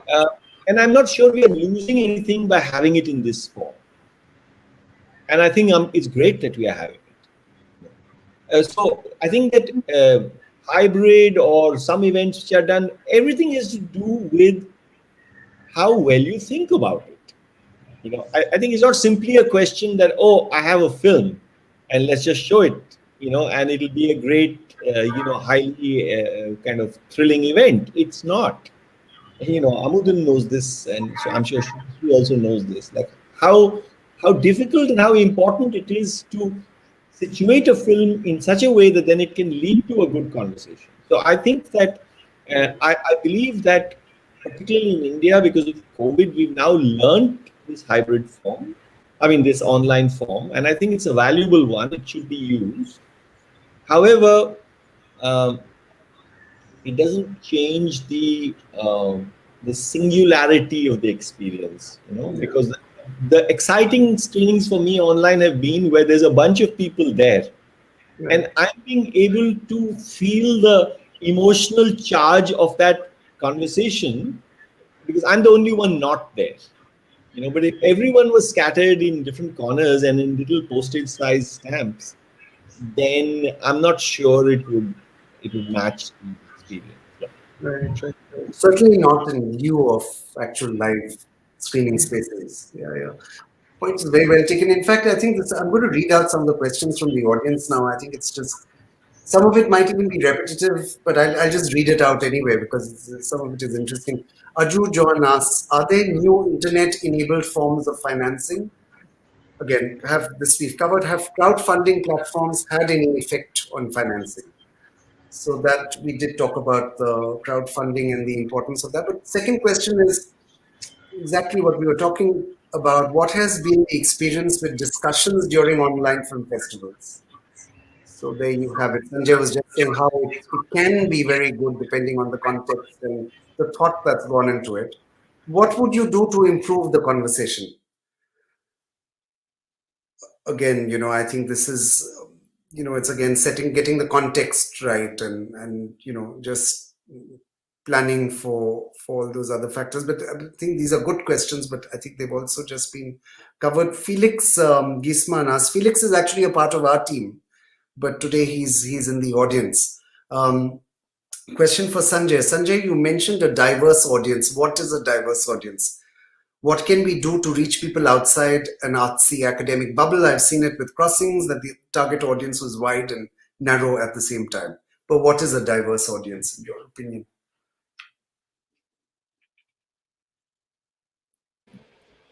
Okay, for one, a diverse audience is not necessarily a mass audience. So I think that I mean, especially in India, Felix, I'm a bit tired of hearing this, oh, but you only preach to the converted kind of thing, this artsy academic bubble. Firstly, I don't think it's unimportant. I think that if the ideas contained in our films are going to influence anything in the societies that we are part of, they better make a start with the artsy academic bubble. That's one. Two, like I said earlier today, I think that one of the great excitements of being a documentary filmmaker in this country over the last 20 years has been the opening out of these new film festivals. Now you could argue that if I'm showing it in Madurai, then I am attracting the artsy academic crowd of Madurai, and that would be a fair charge, or the festival signs that Venkateshwaran is associated with.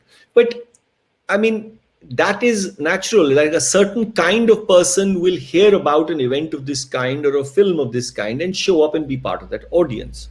But always there is this experience of doing a screening in a place, let's say like Gorakhpur in Uttar Pradesh or in Nainital, where you are reaching an audience and then being able to talk to them about something which there was otherwise no hope of reaching out. So I think the documentary filmmakers do now have that that opportunity of reaching out to a range of people. Are we reaching the so-called apocryphal common man or woman? Maybe not, and sometimes maybe. Can I just take a minute to tell an anecdote which might be of some value? I know somebody who used to on behalf of an organization, the Cinema of Resistance, that I know, sell DVDs of my Kashmir film. And it was one of their best-selling DVDs, so he was kind of attached to it. And then his father passed away, and every year on his father's anniversary, in his village in eastern UP, his brothers would organize a bhoj, a meal for the villagers in memory of their father, and they would always organize a religious, kirtan or something. And one year the brothers got fed up and they told him that you're always away, and this time you'll organize it. So this guy said, all right, you organize a TV set and I'll bring a VCR and a DVD player. And he celebrated his father's Barsi, his father's anniversary, in a little village in eastern UP, beginning with at 6 p.m. with a screening of Majid Majidi's Children of Heaven. Then dinner was served, and then he showed them a film that I've made in Kashmir called Jashn-e-Azadi. Now, okay, so he's a freak. He's somebody who's come out of this system. But these are the possibilities of the normalization of film viewing, whereby somebody thinks that it is appropriate to show at a Barsi. So I don't think we should be overly worried about, are we just speaking to a kind of tiny elite audience? If the films have something that audiences can relate to, then they will reach it on their phones, on the internet, in person, through DVDs, we've all had that experience. People will watch them. Yeah. Can I add a quick point, Lil? Yes. Yeah, one thing is like, as I said, like online is going to be there, like it will be hybrid or whatever. But one thing about online, as Lil and Sanjay was saying, like you have to actually curate the discussions. It happens well actually. My experience last time we had it online, but the discussion, screening is totally different. Screening is actually a kind of social, you need publicness for that.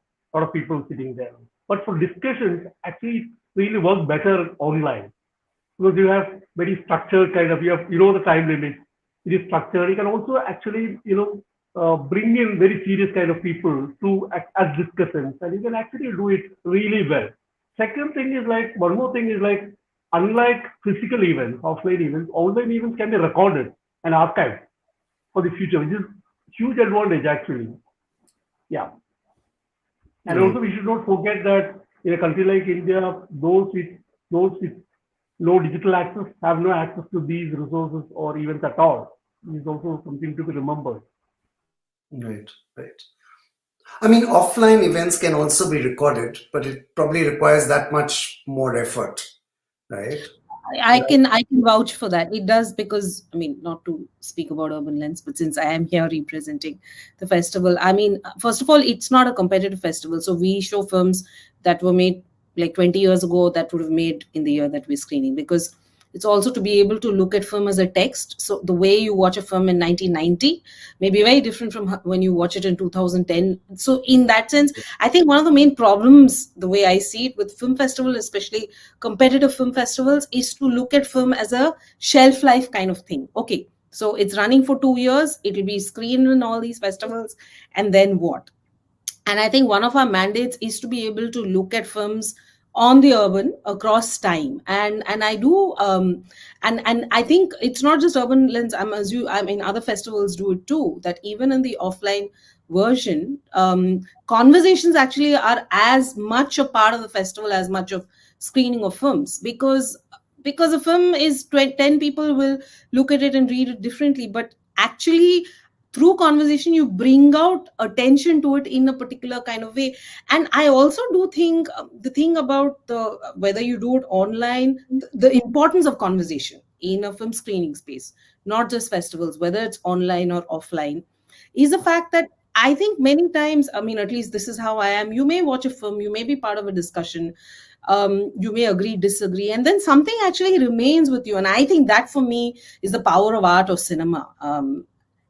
Something stays with you, and a month later you may be doing something else and you reflect on it, and perhaps I don't know if it changes something in you, but I feel that for me is why I make films, and which is why conversation now, whether that's with the filmmaker who's made it and with the people in the room, or on your screen, becomes so critical. So I actually could not agree more with Sanjay about uh, this need to pay care and attention.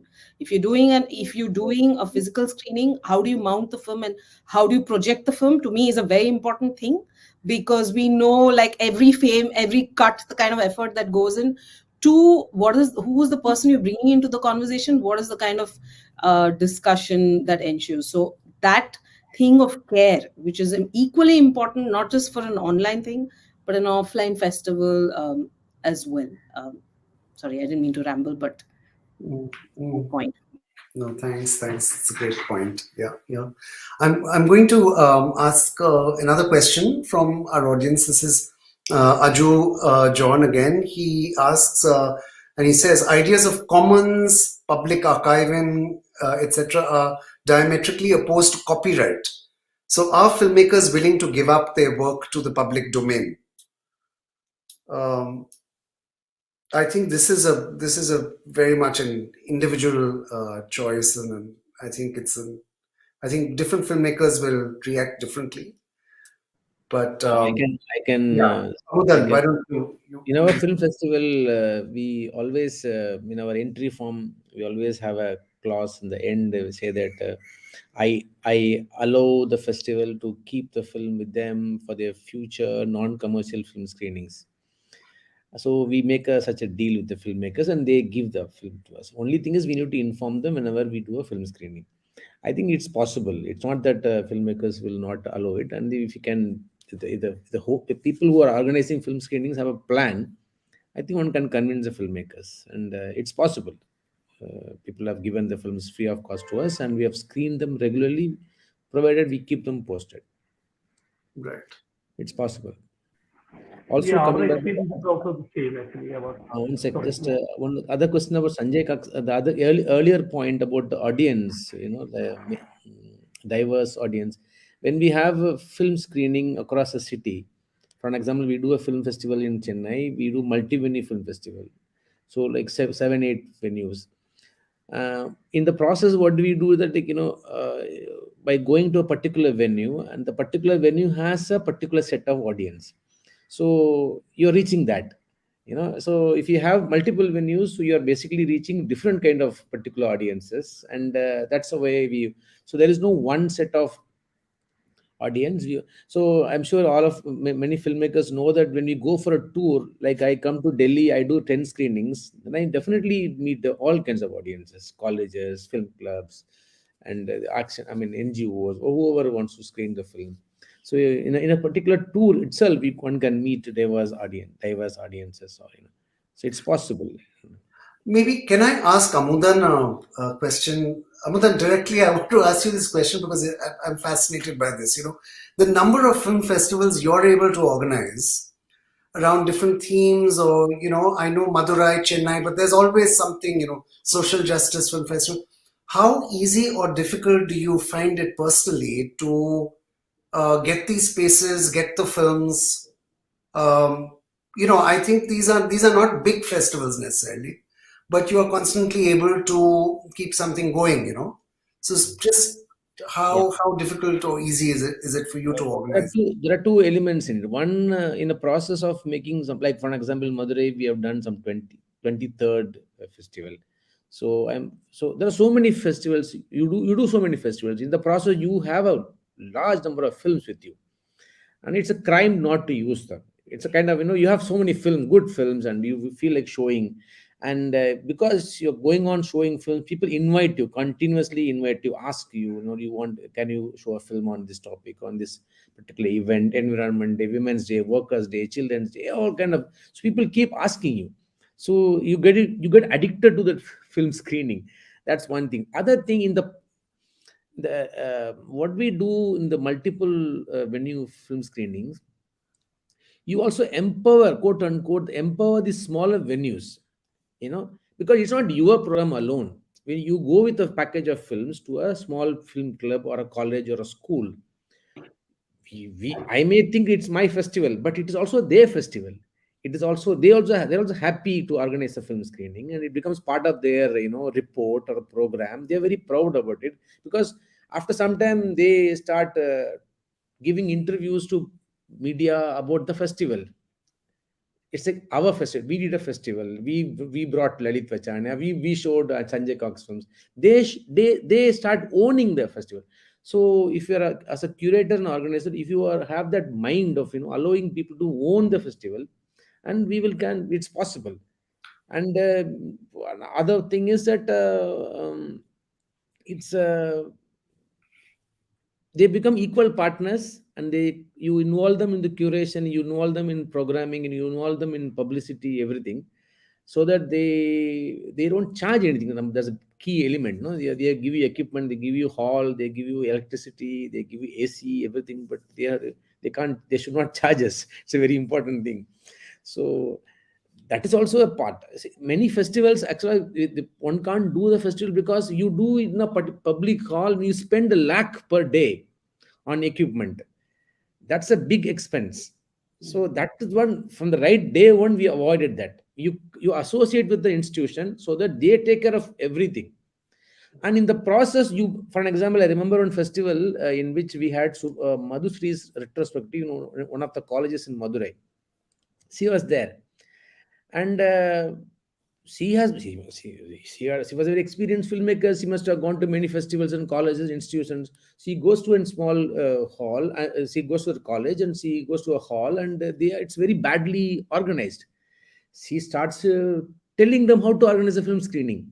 She helps them, so guides them, so that she takes a lecture. It's a big experience for them.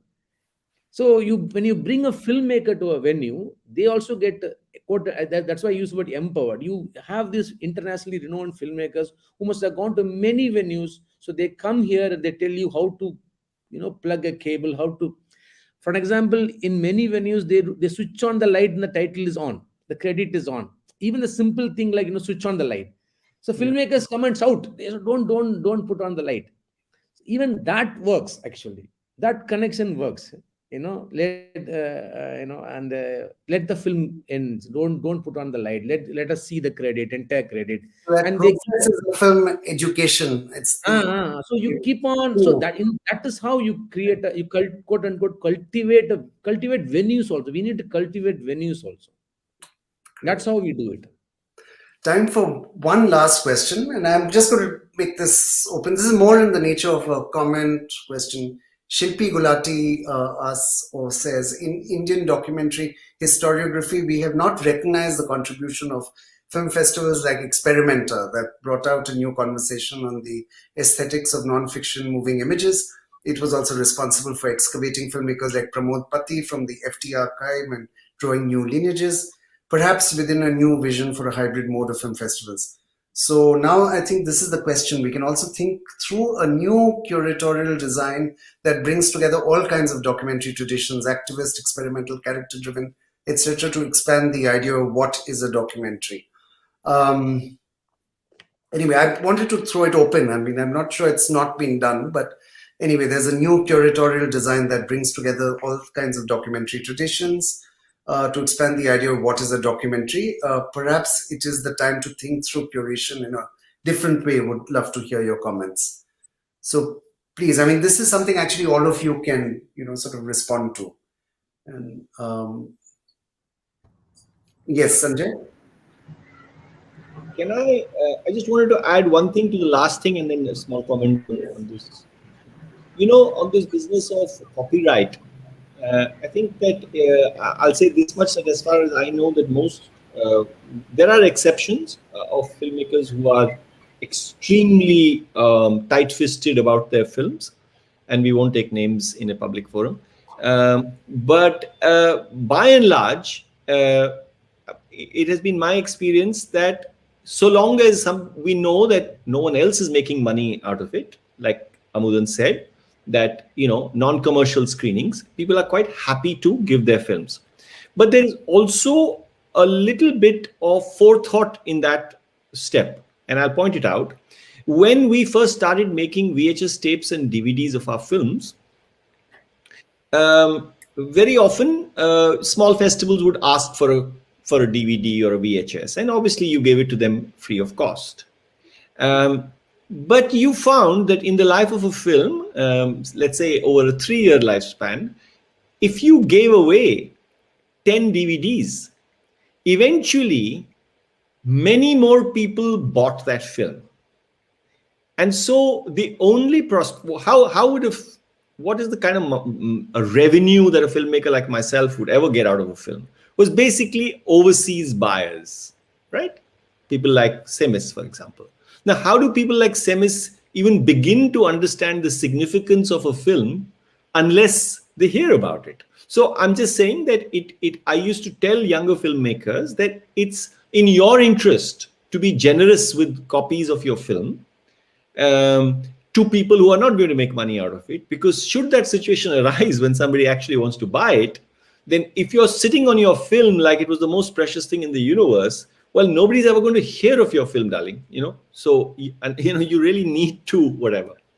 About Shilpi's question, I think it's a good one, but I think we have to acknowledge that curators are also very, very distinct personalities. So Amudan might seem like a very cool guy, but he has a very clear idea of what kind of films he would like to show. And similarly, Cinema of Resistance has a very clear idea of what kind of films they want to show. So I think that just like we agree that there should be 1,000 flowers should bloom in the production of films and every kind of film deserves to be made, I think it's also good that festivals of whatever the scale also have their own individual personalities. I think that's how it's going to be, whether we like it or not. I don't think we can mandate that everybody should show every kind of film. because Amudan has a clear sense of what his audience is. Somebody who's doing a set of films in UP or Bihar, for example, has a different sense of what kind of films they might want to show there. So I think that there will be that venues and curators of festivals and screenings will have their own personalities as well. Yeah, I couldn't agree more actually. As in, and I mean, I even think in terms of the film festivals discussed here and what so Venkati does, what Amudan does, what Subhashri does, Sanjay, your experience, and also Nandini in terms of what you cover. I mean, the different films you write about. I mean, it's great that there are these different festivals, right, and that showcase so many different kinds of films. And I think it's okay that KPFF in Kolkata, they have a particular kind of profile of filmmaking they prefer, and they will not select. They will probably select less of the experimenter kinds of films. Maybe experimenter will select less of the kinds of films that are there. But I think there's great potential for coexistence there. Did someone want to have any concluding thoughts or add to this? I just want to share my experience actually.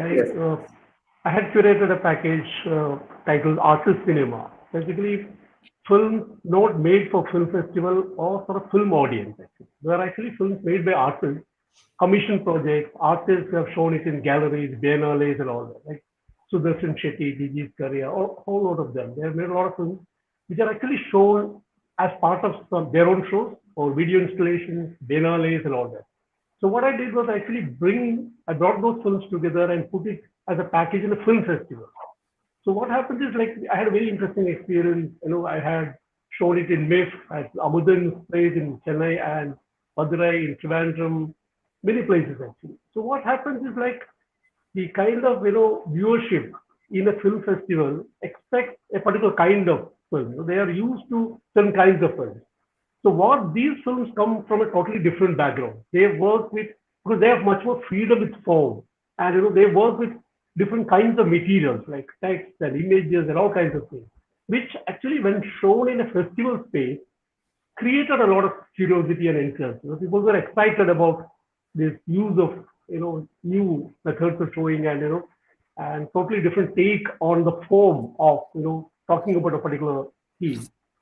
I think that is very interesting kind of thing where I think because galleries and biennales are, if you look at Kochi Muslim Biennale, I think 20% of the works are video works actually. Actually conventional kind of sculpture painting is have lesser space compared to video work. So I think we have to integrate these spaces are in a way, I would say, though they are cloistered kind of spaces, a lot of very radical works are happening there. So I think we should also bring those works in conversation with the conventional film festival audience and spaces. Yeah. That's a very good point. Subhashri, yes? I agree with Venkateshwaran, and I actually take what Shilpi is saying. I mean, yes, I think each curator or curators in a film festival or a film festival has a different mandate, right? Or a clear idea as to but I mean, from what I understand, from what she's saying is the act of curation itself, especially if you're looking at nonfiction in the Indian context, there is a way that there's a way that a certain kinds of sets of films get shown and get circulated. And of course, I understand it's subjective.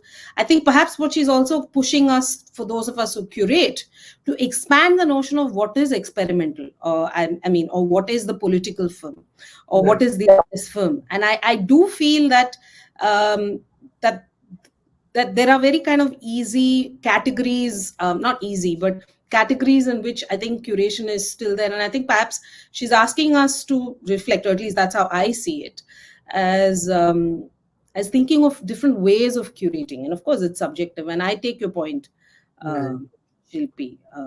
No, I do also. But in the sense that even in a modest kind of way, what Crossings has tried to do is, at least in a couple of instances. For instance, we showed Ekta Mittal's Bira, we showed Payal Kapadia's work. somewhere you're trying to show some films that are more experimental with form. Although whether I can say that there's a definite move in that direction. I think it's more like you try and showcase different styles or different forms of documentary filmmaking. I think a lot of us do individually in our own ways. Whether it's an out and out, maybe experimenter is much more, what I understand, much more driven to formal experimentation and so on. But this is an interesting debate and discussion about what Lalit, you should. I have a point. Then yes. Yeah. See, I think if it, unless the festival is a thematic festival, a general festival actually allows all kind of films. It's not the one can't restrict a festival that one can have only one. That's how we could bring Amrit Gangar package or Venkateswaran's package. Kapadia, we were discussing, but unfortunately this time we could not do it. So of course you have these recent films, and then you have these packages. All the festivals, I think it is possible to include all such diverse kind of films in a festival, unless it's a thematic festival. Even in a thematic festival, one can bring in if it is connected to the theme. I don't think one should restrict that actually. Okay, I'm just going to say, we're out of time. I'm just going to say thank you so much for being part of this panel. It's, of course, some of the issues we brought up, I mean, we can talk endlessly. There's no definitive answer to some of these issues we brought up, but I think these are important conversations. And I think there'll probably be discussions on all these matters very soon. They will keep happening, at the next set of festivals and so on. But thank you so much, Venkati, Sanjay, Amudan, Subhashri, and Nandini. Thank you all so much for being here. Just one quick announcement to say that there's going to be one last documentary panel in a couple of hours' time that starts at 4 p.m. CET. That's 8:30 p.m. in India, which is on documentary as pedagogy, teaching documentary, teaching with documentary. And that's going to be in a couple of hours' time. So please, the audience out there, if you would like to attend another panel, please do come for that one as well. Thanks again, everyone. Yeah. Thank you. Bye-bye. Thank you. Thank you all. Thank you. Thank Bye. you. Bye. See you, everybody. Bye-bye.